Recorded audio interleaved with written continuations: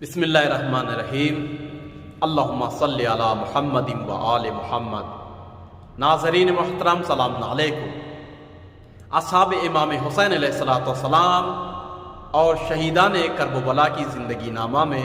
ہم آپ کا استقبال کرتے ہیں۔ اصحاب امام حسین علیہ السلام میں ترکی دو غلام تھے جن کے بارے میں آج ہم تذکرہ کریں گے، مگر پھر میں ایک بات یہ یہاں پر بیان کر دوں اور واضح کر دوں کہ متعدد نظریہ ہے اصحاب امام حسین علیہ السلام کے بارے میں۔ اسی طریقے سے کربلا میں دو نظریہ ملتا ہے۔ ایک نظریہ یہ ہے کہ کربلا میں امام حسین علیہ السلام کے ہمراہ دو ترکی غلام تھے، اور ایک نظریہ ملتا ہے کہ نہیں، دو ترکی غلام نہیں بلکہ ایک ترکی غلام تھے کہ جن کو دو ناموں سے یاد کیا گیا ہے۔ بہرحال ہم دونوں نظریہ آپ کے سامنے آج رکھنے جا رہے ہیں۔ جن ترکی غلام کا اور کاتب امام حسین علیہ السلام یعنی امام حسین کے منشی اور نامہ نگار کا آج ہم تذکرہ کریں گے، ان کا نام جناب اسلم ہے۔ جناب اسلم کو تاریخ نے اسلم بھی لکھا،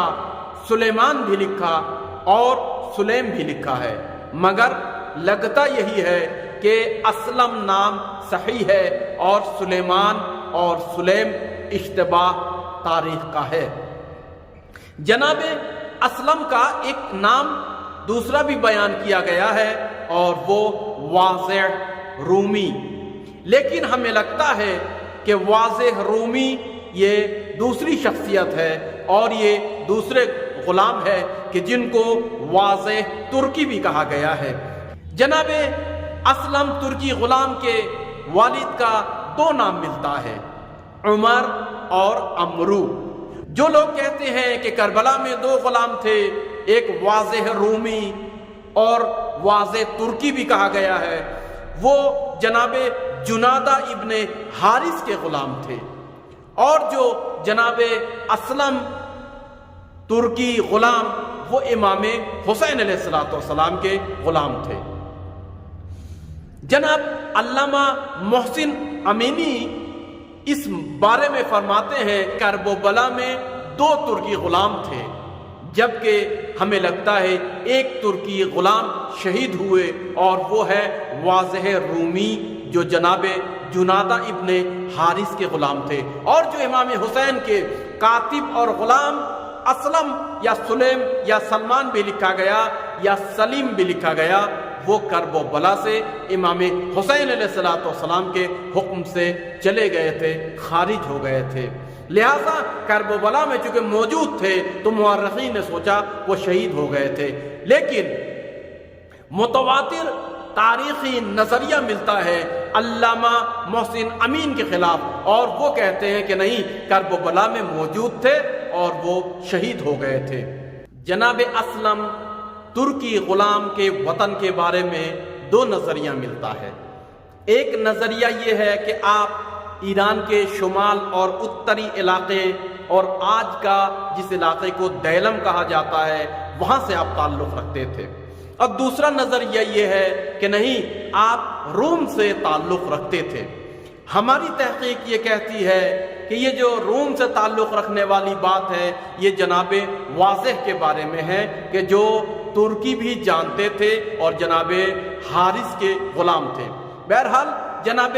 اسلم ترکی غلام کربلا میں 45 سال کی عمر میں امام حسین علیہ السلام کے ساتھ آئے۔ جناب اسلم کے بارے میں تین نظریہ بھی تاریخ میں ملتا ہے، اور یہ سب چیزیں جمع کرنا تھوڑا مشکل تو ہے مگر محال نہیں ہے۔ ایک نظریہ یہ ہے کہ نہیں، جناب اسلم جناب حر ابن یزید ریاحی کے غلام تھے۔ دوسرا نظریہ یہ ہے کہ نہیں، یہ جناب جنادہ ابن حارث مذہجی سلمانی کے غلام تھے، اور تیسرا نظریہ یہ ہے کہ یہ امام حسین علیہ السلام کے غلام تھے۔ اور اس کے بارے میں یہ لکھتے ہیں کہ امام حسین علیہ السلام نے جناب اسلم کو امام حسن علیہ السلام کی شہادت کے بعد، یعنی امام حسین نے اپنے بڑے بھائی امام حسن کی شہادت کے بعد جناب اسلم کو خریدا اور ان کو امام سید سجاد زین العابدین علیہ السلام کو ہدیہ کیا۔ لہذا جناب اسلم امام زین العابدین علیہ السلام کی خدمت میں ہمیشہ رہے۔ جناب اسلم ترکی غلام کی شخصیت، اوصاف حسنہ اور فضیلت کے بارے میں سب سے بڑی فضیلت یہ ہے کہ آپ دو معصوم وقت کے امام کے غلام اور خدمت کار رہے ہیں۔ ایک امام حسین علیہ السلام کے آپ غلام رہے ہیں، دوسرے امام علی ابن الحسین یعنی امام زین العابدین علیہ السلام کے آپ خادم اور غلام تھے۔ آپ کی تیسری خصوصیت یہ ہے کہ آپ بہت ہی شجاع اور بہادر تھے، اور چوتھی خصوصیت یہ ہے کہ آپ مشہور قاری قرآن تھے، یعنی اہل بیت علیہ السلام کہ جہاں قرآن کا سرچشمہ ہے، جہاں قرآن نازل ہوا، جہاں علوم قرآن چاروں سمت منتشر ہوتا ہے، جو منبع قرآن ہے، وہاں پر کوئی اگر غلام قاری قرآن ہے تو اس کا مطلب یہ عام قاری قرآن نہیں ہے، بلکہ اہل بیت کے تائید سے قاری قرآن مشہور ہونا یہ بہت ہی سخت کام ہے اور بہت ہی فضیلت رکھتا ہے۔ جناب اسلم شہادت کے وقت امام نے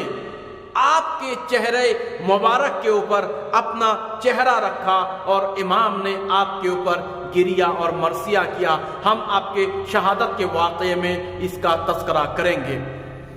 آپ کی پانچویں جو خصوصیت ہے کہ آپ بہت ہی مشہور اور ماہر تیر انداز تھے، اور آپ چھٹی خصوصیت یہ ہے کماندار تھے۔ آپ کی ساتویں خصوصیت یہ ہے کہ آپ امام حسین علیہ السلام کے کاتب بھی تھے، یعنی آپ امام حسین کے منشی تھے، اور کبھی کبھی آپ نے امام حسین علیہ السلام کے حکم سے نامہ لکھا، یعنی آپ پڑھنا اور لکھنا اچھے طریقے سے جانتے تھے، آپ پڑھی لکھی شخصیت کے مالک تھے۔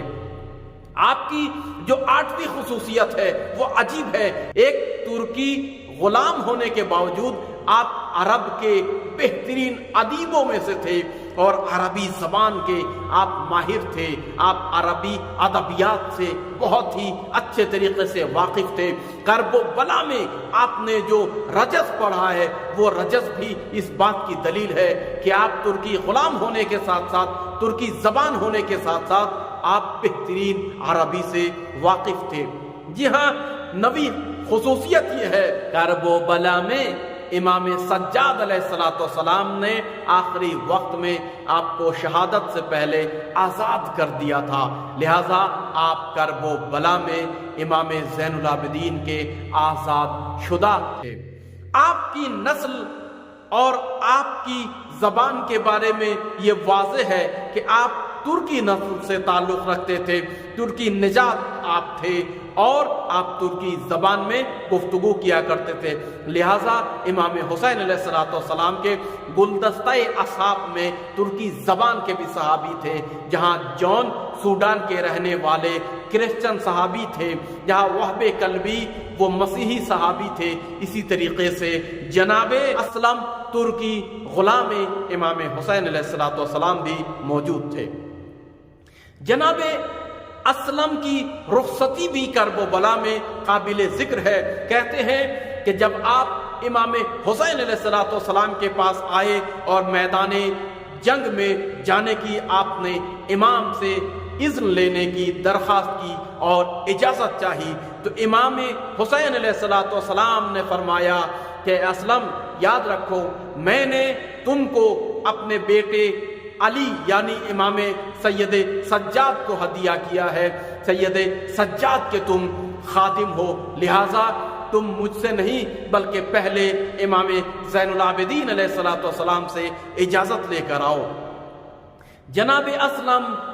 امام زین العابدین علیہ الصلوۃ والسلام کے خیمے میں تشریف لائے اور آنے کے بعد آپ نے دیکھا امام زین العابدین علیہ الصلوۃ والسلام خیمے میں بیمار ہیں اور بے ہوش لیٹے ہوئے ہیں، لہذا آپ نے امام زین العابدین یعنی اپنے آقا اور اپنے مالک کو اٹھانا مناسب نہیں سمجھا، لہذا بہت ہی ادب کے ساتھ آپ امام زین العابدین علیہ الصلوۃ والسلام کے پائیں تھی بیٹھ گئے اور بیٹھ کر آپ نے اپنے مالک وقت کے امام زین العابدین علیہ الصلوۃ والسلام کے مبارک قدم کو اٹھایا اور اٹھانے کے بعد اس پر اپنا چہرہ مبارک رکھا اور قدموں کا بوسہ دیا۔ امام زین العابدین علیہ الصلوۃ والسلام نے جب قدموں پہ کسی کے چہرے کا لمس محسوس کیا تو امام ایک مرتبہ آنکھیں کھولتے ہیں اور دیکھتے ہیں کہ میرا ترکی غلام اسلم والہانہ محبت، عقیدت اور پیار سے میرے قدموں پر اپنے چہرے کو رکھ رہا ہے، تو امام نے شفقت سے، محبت سے، مہر و عنایت سے ایک مرتبہ اپنے غلام کی جانب دیکھا، مسکرائے اور امام نے فرمایا اسلم کیا چاہتے ہو؟ تو جناب اسلم نے ایک مرتبہ فرمایا کہ آقا میں مولا امام حسین سے اجازت لینے گیا تھا کارزار میں جانے کے لیے، مگر انہوں نے آپ کی اجازت کی شرط رکھی۔ امام زین العابدین علیہ الصلوۃ والسلام نے آپ کو فرمایا کہ اے اسلم، تمہاری محبت اور والہانہ پیار اور مودت کو دیکھتے ہوئے جاؤ، میں نے تم کو آزاد کر دیا۔ ایک مرتبہ جناب اسلم بہت ہی خوش ہو گئے، اجازت ملی، آزادی کا پروانہ ملا اور امام حسین کے اوپر جانثار کرنے کی اجازت لے کر آپ خیمے سے نکلے۔ امام زین العابدین علیہ الصلوۃ والسلام نے حکم دیا کہ خیمے کے پردہ اٹھایا جائے تاکہ میں اپنے غلام اسلم کی جنگ کو مشاہدہ کر سکوں، دیکھ سکوں۔ اس طریقے سے تاریخ میں لکھا ہے امام زین العابدین علیہ الصلوۃ والسلام نے جناب اسلم کی جنگ کا خود سے اس حالت بیماری میں بھی مشاہدہ کیا اور امام نے آپ کے لیے دعا دی۔ جناب اسلم کا امام حسین علیہ الصلوۃ والسلام کے کارواں میں ملحق ہونے کے بارے میں دو روایت ہے، شاید ایک روایت اشتباہ تاریخی ہے اور وہ یہ ہے کہ آپ جناب جنادہ ابن حارث کے ہمراہ کرب و بلا میں وارد ہوئے۔ ہو سکتا ہے یہ ترکی غلام جناب اسلم نہ ہو بلکہ وہ واضح رومی جو جناب جنادہ کے والد حارث کے غلام تھے، پھر جناب جنادہ کے غلام بنے، وہ ان کے بارے میں تاریخ نے اشتباہاً جناب اسلم کے نام پہ یہ ثبت کر دیا ہو۔ لیکن موثق روایت کے مطابق جناب اسلم ترکی غلام مدینے سے جب امام حسین علیہ الصلوۃ والسلام کا کارواں چلا تو آپ امام حسین سید سجاد اور اہل حرم کی خدمت میں اس قافلے کے ساتھ تھے اور مکہ آئے، مکے سے پھر کارواں کے ساتھ کرب و بلا میں وارد ہوئے اور آخری دم تک خدمت اہل بیت علیہم الصلوۃ والسلام میں آپ مصروف رہے۔ جناب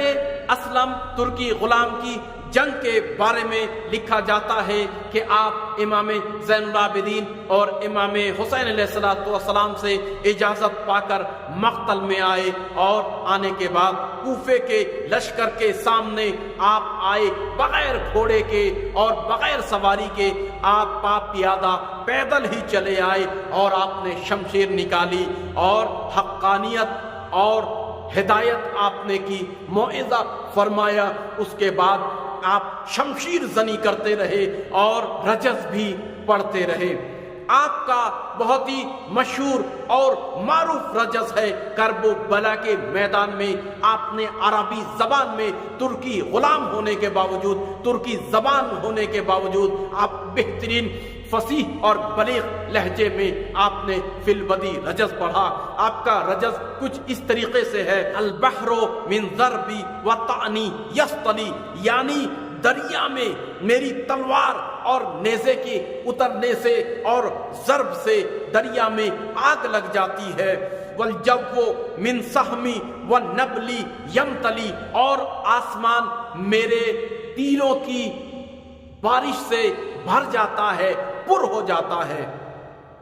इज़ा हुसामी फी यमीनी यंजली, जब मेरे हाथों में चमकती हुई तलवार हो और वो शमशीर चमके तो याद रखना, यनशक्को कल्बुल हासिदे मुबज्जली, याद रखना हसद करने वाले, हिंसा करने वाले और जलन करने वालों के दिल और कलीजे फट जाते हैं मेरी जंग और मेरा जिहाद देखकर, और रज़्म गाह में मेरी चमकती हुई तलवार को देखकर। जनाबे असलम तुर्की ने करबो बला में वो अजीब मार का आराई जंग किया और आपने दिखाया कि एक गुलाम जरूर हूं मगर मैं बहादुर हूं, शुजा हूं, जंग से वाकिफ हूं। आपकी तीर बारानी से और शमशीर जनी से एक रिवायत में यह है कि आपने 70 लश्करे उमर साद को फिन्नार किया, और एक रिवायत के मुताबिक आप हमला ऊला में तीरों की बारिश से और आखिरी कत्ल जो आपने करबो बला में राहे हक के लिए इमाम हुसैन के लिए अंजाम दिया, उस तादाद के बारे में लिखा है कि आपने 500 लश्करे कुफ्फारो फुज्जारे यजीदी को फिन्नार किया। इतने आप बहादुर थे। फिर वो वक्त आया कि आपके ऊपर चारों समत से हमला होने लगा, आप जख्मों से चूर हो गए और ज़मीने करबो बला में आप गिर गए। आपने इमाम हुसैन अलैहिस्सलाम को, अपने आका को मदद के लिए पुकारा। इमाम हुसैन अलैहिस्सलाम मक्तल में गिरिया करते हुए आए। इमाम हुसैन अलैहिस्सलाम ने आपके जिंदगी में आपके सरे मुबारक को अपने जानू पे रखा। इमाम ने अपने हाथ से अपने अबा के दामन से सरो सूरत के खून को साफ किया। इमाम ने नवाजिश की। फिर उसके बाद इमाम हुसैन अलैहिस्सलाम ने अपने मुक़द्दस चेहरा को जनाबे असलम तुर्की गुलाम के चेहरे के ऊपर रखा तो एक मर्तबा असलम तुर्की ने अपनी आंखें खोली और जब देखा वक्त के इमाम मेरे आका मेरे चेहरे के ऊपर अपने चेहरे मुबारक को रखे हुए हैं तो एक मर्तबा मुस्कुराए और एक अजीब जुमला कहा कि आज ए असलम तुझ जैसा कौन खुशनसीब हो सकता है कि मेरे आका हुसैन ने तेरे चेहरे के ऊपर अपना चेहरा रखा। हाँ मेरे दोस्तों, मेरे अजीजों, करबो बला में दो शख्सियत ऐसी थी कि जिनके चेहरे मुबारक पर इमाम हुसैन अलैहिस्सलाम ने अपना मुबारक चेहरा रखा। एक जनाबे असलम तुर्की गुलाम और एक जनाबे शहजादा अली अकबर अलैहिस्सलाम कि जिनके चेहरे पर इमाम हुसैन ने अपना चेहरा रखा और गिरिया किया और मरसिया किया। इमाम हुसैन अलैहिस्सलाम ने हमें दर्स दिया कि देखो मकतबे इमाम हुसैन में कोई इम्तियाज नहीं है बल्कि इमाम हुसैन की निगाह में एक गुलाम और एक बेटा दर्जा बराबर का रखता है।